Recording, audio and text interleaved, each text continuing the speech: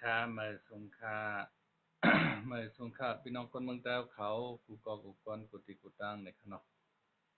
เมื่อในก็วันที่10วันเดือนธันวาคมปี2025ในขนมพบทบจอมข่าวใส่คำลาวในข่าวยามกลางค่ำในขนมคำในก็เฮาคา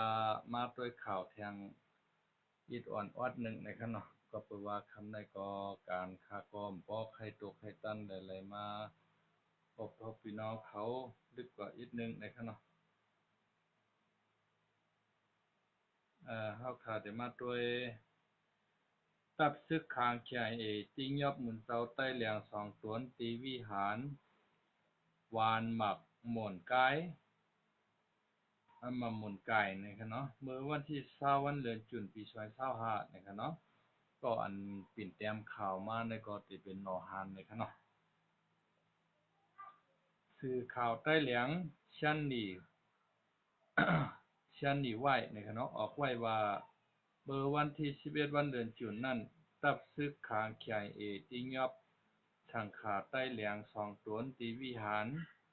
วานหมักหม่นกายทุ่งตองหลง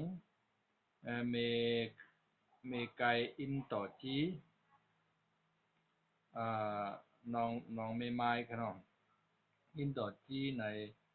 กวนปื้นตีเขาแต่ออกข่าวไว้หนังไหนคนในปื้นตีก็หนึ่งลาดเนว่าเขามาติงยับกว่า ปีไอเจ้าฉานังจ้องแลแทงป้าหนึ่งไหลผู้จอมบ่ามือวันที่11วันยามวายวันหมุนจางสองป้าอันอยู่ที่จ้องหมักหมอนกายนั่นขาสองเจ้าในเข้า เข้าห่มในกลางใจแล่ยิบเครื่องเสียงเสส่อเป่าเสียงพ้องในกลางใจอ้อว่าในเย้าในสังขาเจ้าสองตนอันถูกซึกคางใจเอติ้งยับกว่านั้นเจ้าตนหนึ่งเป็นพี่น้องเจ้าฉาหลงอู้สีลานันตาอันเป็นนางจ้องไว้ยามเหลียวเสชื่อห้องว่าอูตานหลุยแทงเจ้าหนึ่งซ้ำเป็นอูธนิยาว่าไหนย้อนลองตั้งสังเสไลถูกญาติเย้ากว่านั้นแต่ปล่อยไหลผู้ลองตั้งมันจัดต่อแลเลี้ยงอินเทอร์เน็ตและ เลี้ยงโพงในวันนั้นก็ซ้ำขาดไว้ตาไหลผู้ซ้อมเงาลายมันนั่นอยากไว้ในเย้าในขนมเมื่อวันที่8วันเดือนจุลนั่นสังขาเจ้าและก้นวันเขาอ่านกันในกลางใจสารคัดต่อซุ่มซึกขางเขียเอและก้นกล้าเขาอันพุดคำไว้ตีโรงเรียนและปางหมักหนังตีวันหมักหม่นกายอันเปลี่ยนตีหลินของวันและตีของศาสนาก็ใจในเย้าคนในพื้นที่ก็หนึ่งลาตีสื่อข่าวเสียงใต้เหลียงชั้นหนีไหว้ว่าไหว้เสปางในกลางใจมาหลายโจมงกวยตับซึกขางใหญ่เอไลซ้อมเข้ากดทัดหาโตก้นอันอ่อนโหนในกลางใจนั่นว่าไหนสังขาเจ้าสองตนก็เข้าป้าจอมเสียงห้องเสในกลางใจและก้นปื้นตีทุ่งลอยนองหลงทุ่งนองลงเขากำพองแต่ทัดสางว่าลองอันสังขาสองตนญาติในญาติยอบในเตสร้างเกี่ยวของซ่อมลองในกลางใจสารคัดต่อซุ่มซื้อขังและก็มณีคุดคำเขาก้อยว่าไหนในขณะอันนี้ก็ข่าวค่ะเนาะเอามาตีเงาเลี้ยงหุ่นใหม่ในขณะอันนี้ก็ซึกข่าวพี่น้องใต้เหลียงเฮาญาซึกขางเขาติยอบในค่ะเนาะเป็นอันข่าวที่ลีเศร้ามองใจเต้ๆค่ะเนาะพี่น้องใต้เฮาในทุ่งไหนก็ญาเปิ้นตีเปิ้นมัดเปิ้นยอบอุให้นั้นกูตีค่ะนะเมืองใต้เหลียงเฮาค่ะก็ถูกคางเขาเอากว่าค่ะเนาะได้เป็นซึกคางเขาค่ะเนาะในห้างซึกคางเขาค่ะเนาะในฉังขาเจ้าค่ะเนาะอันเจ้าฉาอันย่างยอบนั่นเขาป้าอดจากเสสอในค่ะเนาะสารคัดซึกขางค่ะเนาะซึกขางป่วนเปลี่ยนนาตีมาในเมืองใต้เหลียงนั่นขนาดนะในค่ะเนาะในค่ะ ซึกขางอ๋อซึกไต้เฮาค่ะก่อนนำไม่กะค่ะเนาะเอาห่มรวมปันไต้เฮาสังขาไต้เฮาไหลค่ะเนาะก็เป็นติลิมองเตอฉันจะว่าโคไลโคเขียวและใต้เหลียงเฮาโฮมเป็นอันเดียวกันในแต้มถึงที่เจ้าไหนค่ะหรอนะย้อนเพื่อว่าโคเขียวเฮาก็เอาน้ำมันล้วนกว่ากูมือกูวันค่ะเนาะกูปีกูเหลือนแดนจอมกวนเปิ้นอุดให้นั่นติ๊กๆขนาดนะเอาน้ำมันล้วนกว่าให้นั่นติ๊กๆเปิ้นก็ทางหางเป้กินก้นหวานก้นเมืองเฮาติ๊กๆค่ะเนาะมื้อว่ามื้อชื่นในเฮาคาติเลยหันในข่าวขี้ก้าหยอบยอกว่าอุเปิ้นตั้งเมืองเชียนหวีพุ่นค่ะเนาะซึกโกกลางเขาก็ถอยบันขึ้นเอาค่ะเว้งเชียนหวีในค่ะนะซึกโกกลางเขาก็ถอยบันขึ้นยาวซุมลุ่มๆค่ะเนาะซ้ายสองลุ่มอันว่าเติ้งจะชาสู้เข้ามาค่ะนะซ้ายสองลุ่มซุมสองลายค่ะเนาะ1 เหรียญซ้ายสองลุ่มซ้ายสองลุ่มก็ซุมสองลายอ่อนเลยค่ะเนาะ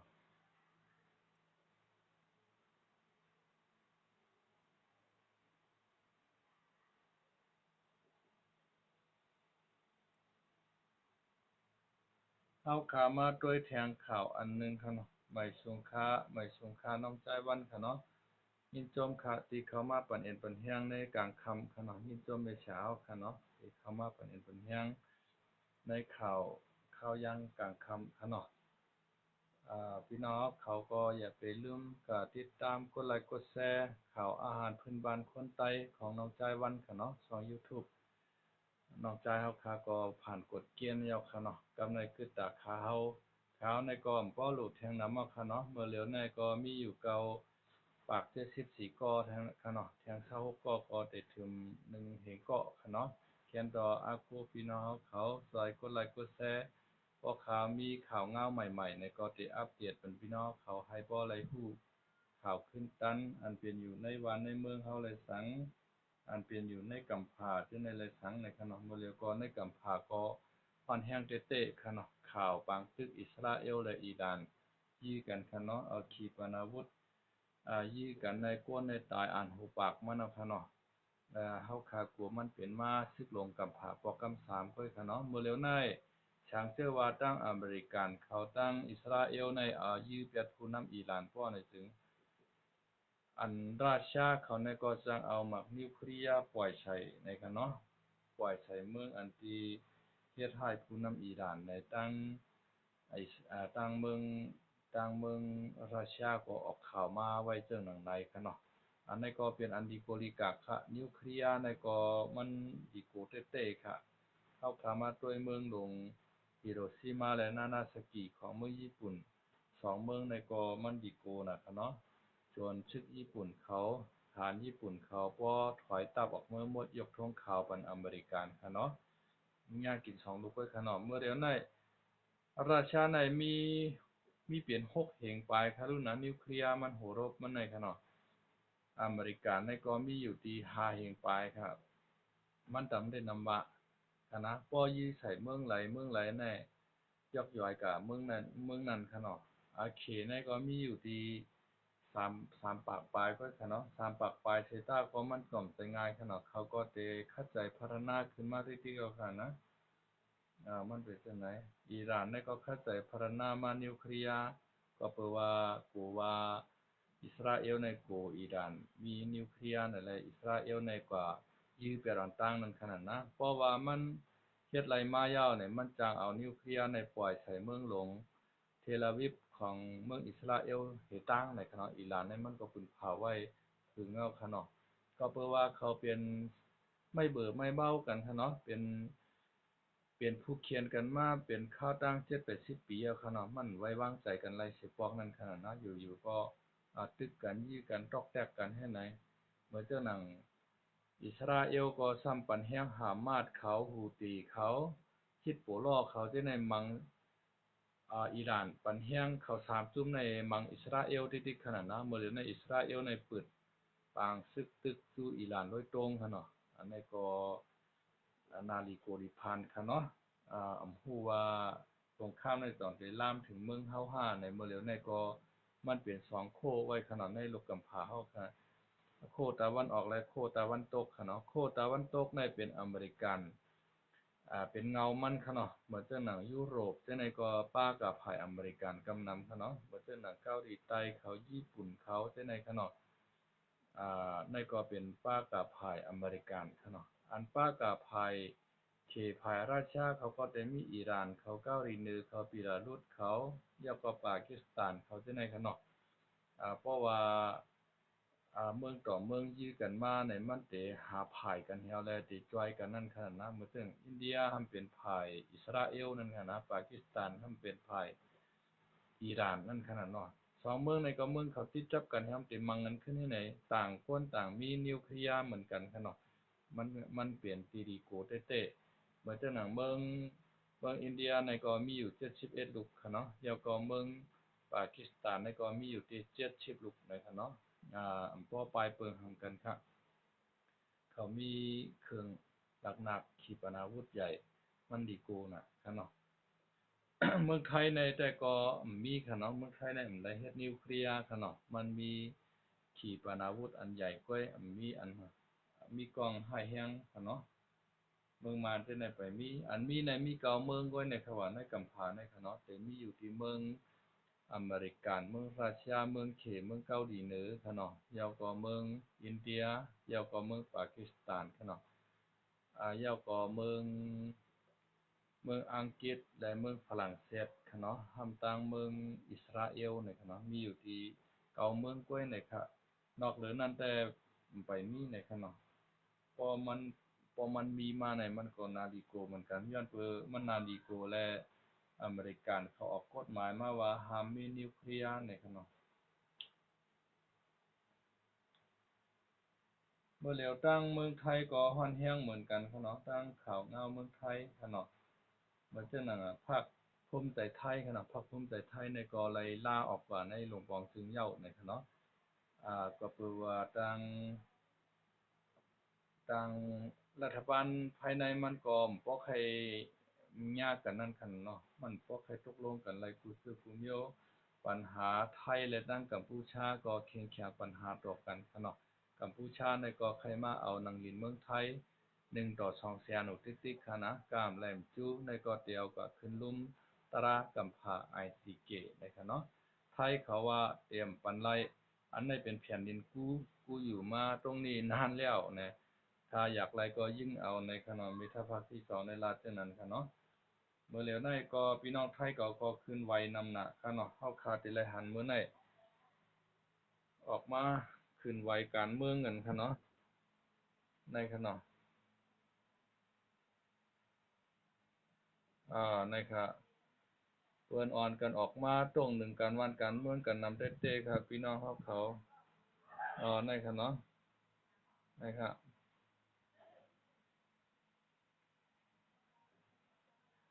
เพื่อกับพี่น้องใต้เฮาอย่าไปกะยุชุกยุงจ้อมเปิ้นค่ะเนาะ เฮาข้าเป็นคนมาหากินค่ะเนาะเฮาข้าปลายปีใหม่มาหาติกัดเฮาผาดบ้านผาดเมืองเฮามา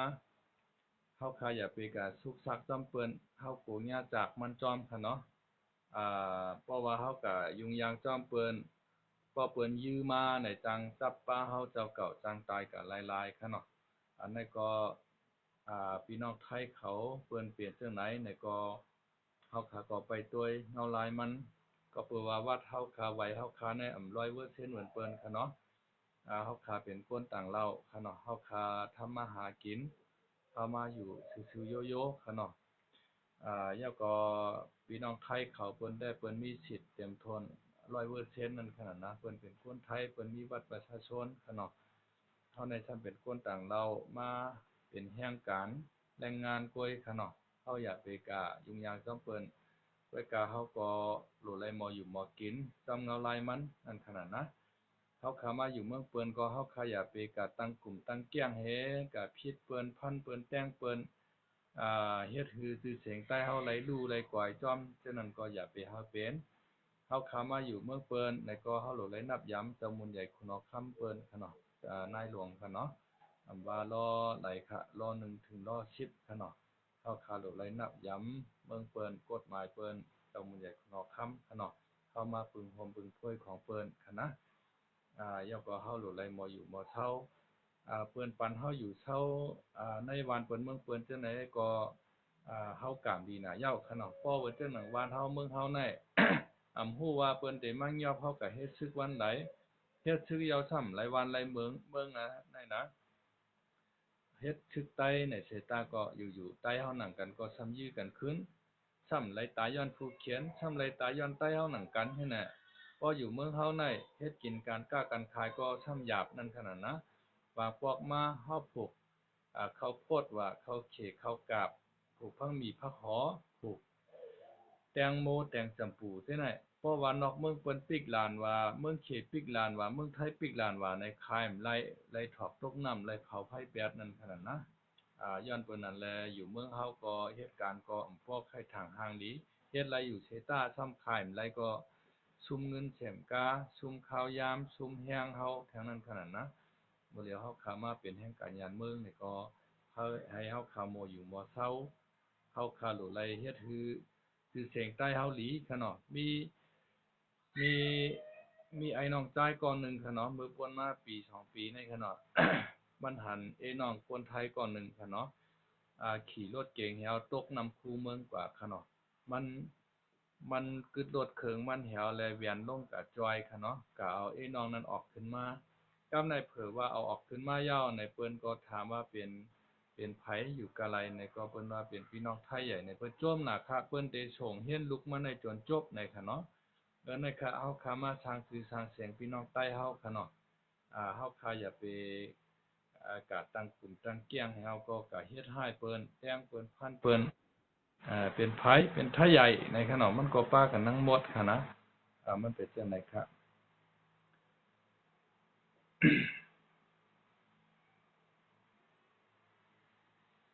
ออกค่ะวันเมื่อในก็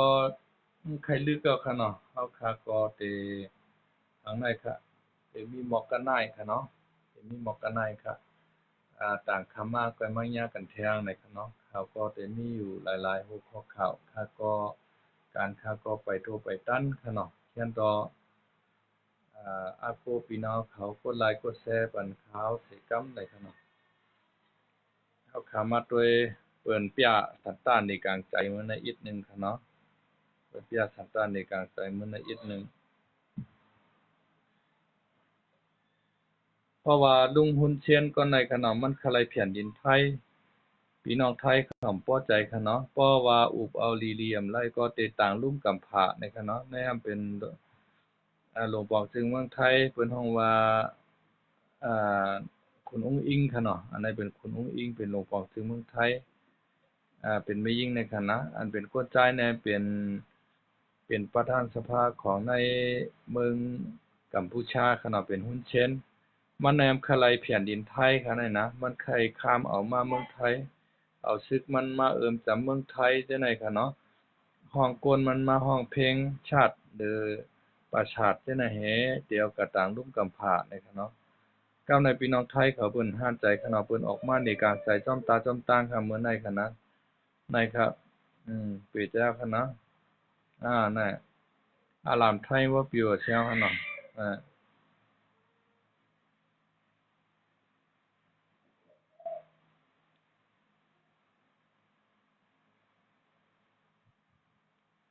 พี่น้องไทยเขาในเพิ่นก็ฮักซื่อจัดวันเมืองเพิ่นได้เนาะเฮาค่ะก็หลีอ้ามน้ำใจเพิ่นค่ะเนาะ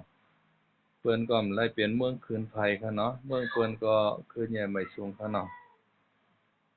คนไทยอยู่ข้างทหารในค่ะเนาะในคนไทยเพิ่นปันแฮงศึกไทยเพิ่นค่ะเนาะนะครับในเจ้าหน้าที่ตำรวจเขาค่ะเนาะเจ้าหน้าที่ตำรวจเขาเปิ้นก็คนเปียสันตาในเขากว่าที่ในลุ่มค่ะเนาะในลุ่มหลวงปองจึงค่ะเนาะนะครับมันได้ก็คึกคักค่ะเนาะ